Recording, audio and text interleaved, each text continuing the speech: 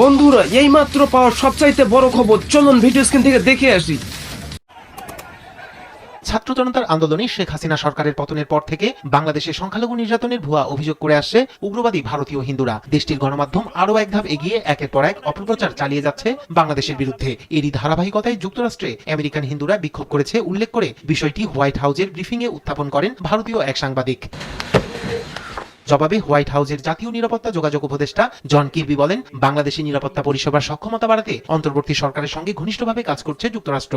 স্থানীয় সময় বৃহস্পতিবার হোয়াইট হাউসের নিয়মিত ব্রিফিংয়ে একথা জানান তিনি।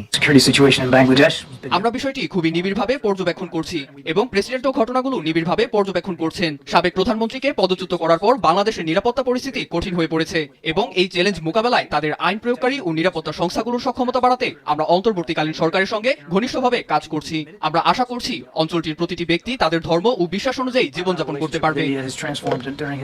যুক্তরাষ্ট্র সমস্ত বাংলাদেশিদের নিরাপত্তা প্রদানের কাজে সহায়তা করতে চায় বলেও উল্লেখ করেন জন কির্বি।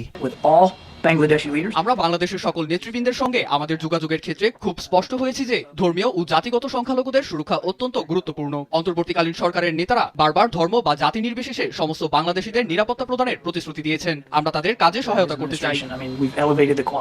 এর আগে বাংলাদেশের সংখ্যালঘুদের উপর কথিত সহিংসতার বিষয়টি মার্কিন পররাষ্ট্র দপ্তরের ব্রিফিংয়েও উঠে আসে।